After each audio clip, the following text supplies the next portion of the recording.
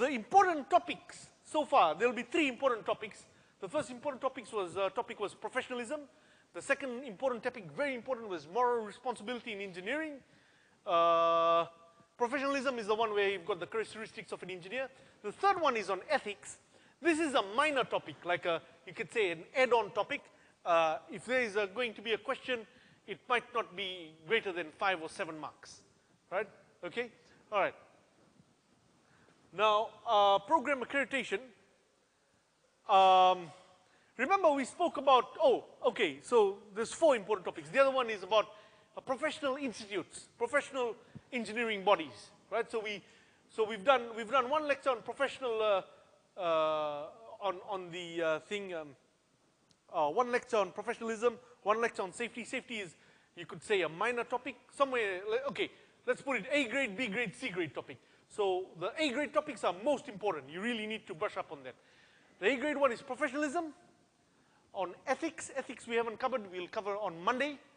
And on responsibility, moral responsibility in engineering. These are the A grade topics, right? So also make sure you read the chapters which are over there, right? The attached chapters.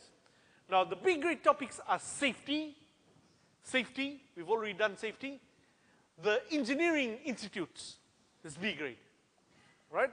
Okay, now the C grade topic is this one, right? So we are talking about accreditation. Now in accreditation, now remember when we spoke about our engineering institutes, we said, hey, there's levels of membership, right? There's levels of membership. Now engineering degrees and diplomas are generally provided with the initial accreditation.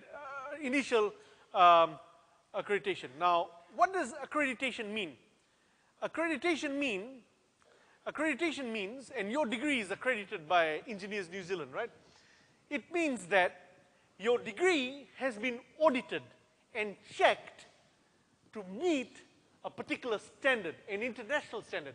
Not just New Zealand standard, but international standard. That is why, one of the reasons why, and the news just came in today, students from UST, engineering students, current students, they must have passed all of first year, all of second year, and if they're in third year, they're all of third year, can now do attachment in Australia. They can do their IWE in Australia, and they can get the same visa. There's a particular visa, I forgot the visa number, which is specially for attachment, right? So that's an opening for you guys. And once you do your attachment, you build Australian experience, and from there you can see, you can get more opportunities. Now, accreditation means, yes?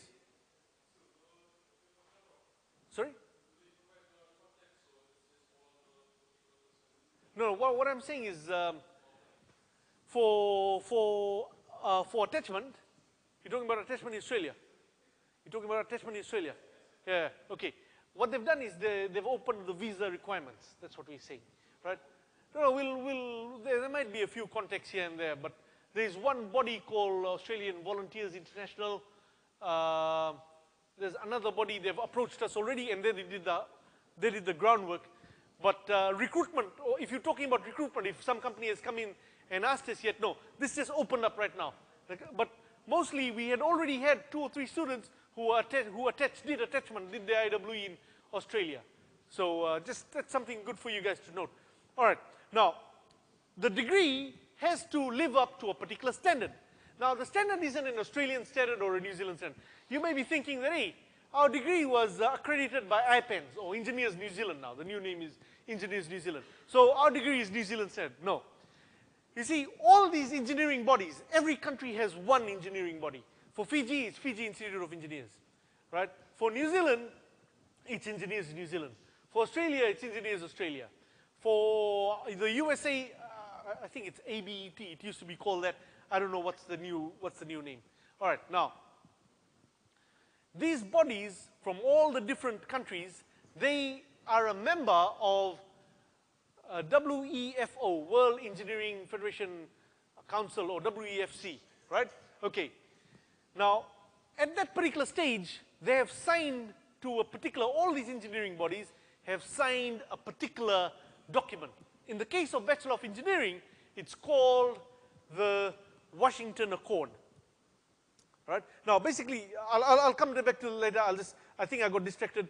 It's a basis, accreditation is a basis for international comparability and graduate mobility. That's what we are talking about, graduate mobility, right?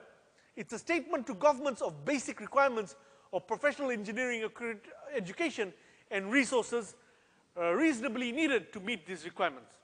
Okay, now there are 3 accords. Let's come to here now. There are 3 levels. The first level is the Washington Accord. The second level is the Washington Accord accredits the Bachelor of Engineering. So your degree is accredited to the Bachelor of Engineering program. The second level is the Sydney Accord. That accredits the BE Tech. We used to have a BE Tech, but we upgraded to BE, right? But our BE Tech was not accredited. The third level is the Dublin Accord. So that's all diploma level. So FNU currently is in the process of accrediting its diploma programs to the Dublin Accord level. So there's different levels of accreditation, right? And we have achieved the highest level. So, and also, who can accredit you is based on whether they're a signatory. So our inspections was done by a two-member team. Fiji Institute of Engineers did not have enough academics. They're all mostly field engineers. None of them have got a PhD or a master's. They're mostly industry-based engineers. So they invited IPENS to come in. So IPENS and FIE made a 50-50 team, right, half and half team. Together, they came and did the assessment of our program, right? And through that assessment, they were able to certify. They gave some comments. They said, hey, you guys need to do this. You need to have an engineering study space. You need to have an engineering 4th-year lab for open lab access for those students to doing the final year projects. So we built all of that, right? And so forth. So if there's something which you, and the students also, they gave feedback, hey, we would like this or we would like that, right? And that's how we came across and built all this, right? So they came in and they judged us according to the criteria set out in the Washington Accord. Because why? We are accrediting our Bachelor of Engineering degree, right? Now, you may claim, okay, so objectives produce graduates who have acquired the academic capabilities expected of them by the profession in New Zealand as defined by IPENS policy, meet requirements of international accords to which IPENS is a signatory. So there's full accreditation, provisional advice and guidance. Right now, USP is on full accreditation. We've got full accreditation.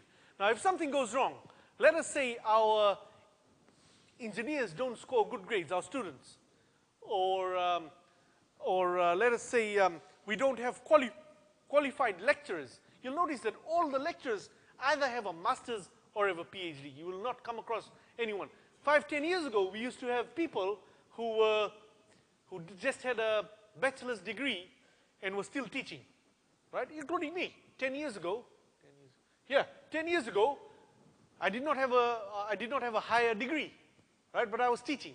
So now you'll see even the qualifications of all your tutors, most of your tutors, especially in electrical, they already have a higher degree. Higher degree means the degree after bachelor's degree, all right? Maybe 1 or 2 still working on it, but most of the tutors would have got it already. These are the program and program outcomes, the institutional factors which they use to determine the management structure, management factors, and these are what are some of the competencies required. So this is good information, but if you look at the first few slides, those are very important. Now, let us say a university starts in Navua, the University of Navua, right? Anybody from Navua here? Okay, all right, okay. You can't just go and start, you can start a university, you can start a technical college, you know, or like an engineering college. Navua Engineering College. And they say, hey, we've got a degree. We're offering bachelor's degree and we'll do it for half the price.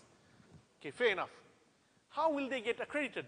They'll say, okay, we're calling the Lambasa Accreditation Group to come and accredit our program, right? Now, they can do that. But is the Lambasa Accreditation Group a signatory to the Washington Accord? See what I'm saying now? They have to be a signatory to the Washington Accord, right, which is an international accord, right, then only can they accredit. Otherwise, Labasa Accreditation Group does not carry any more weight than Navua College of Engineering, right? Okay?